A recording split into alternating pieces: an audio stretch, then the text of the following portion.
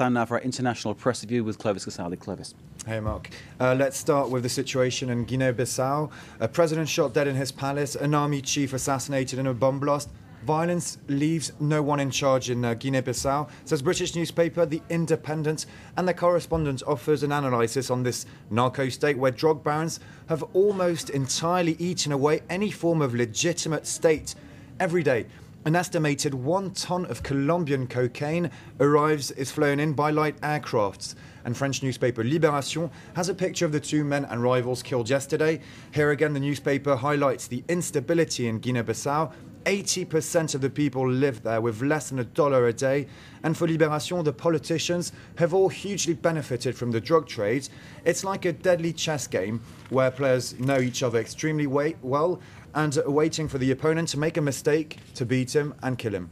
So, not a coup d'etat, a kind of revenge attack apparently after the army chief was killed, and now the president, as you say, assassinated, and chaos reigns. Moving on from that, an editorial you found in the Moscow Times. An interesting opinion piece in the Moscow Times by Ukraine's Prime Minister Yulia Tymoshenko, and it's literally a love letter to France. In these times of economic crisis, visionary French leadership is needed again.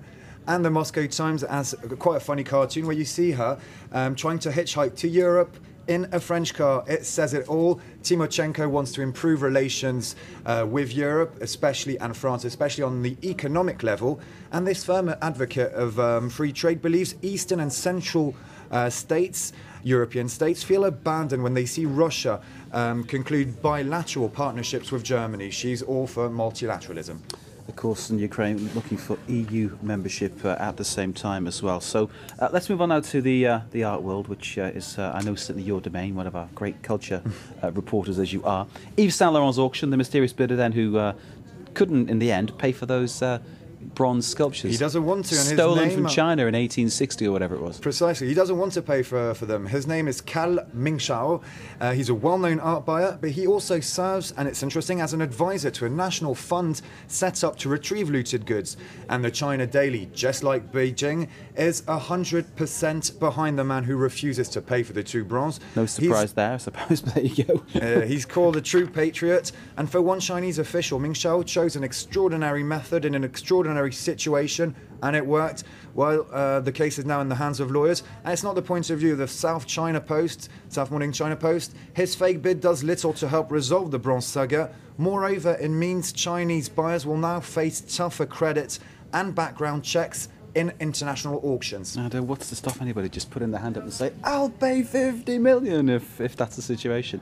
It's always nice to finish on a bit of sport, Clovis, and I know you're not going to disappoint me. I'm not going to disappoint you. I've got quite a few funny quotes by Pelé.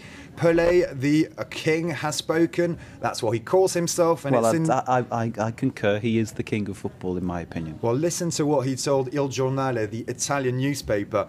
He's a legend who earns €995 a month plus a free tram as he has retired.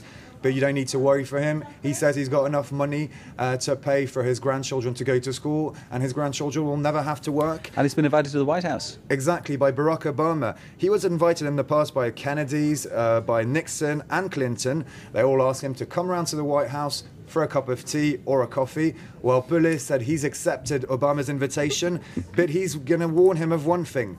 Pelé is still the king, and even if in the next few years Obama might become more famous than him, Pelé is the undisputed king. Fantastic. What a modest man. First black president invites the man who possibly for me has done more to break down racism in the world than anybody, Pelé, and of course Muhammad Ali. Time to leave it. Time's against us. That was the press review. Watching France 24. Stay with us.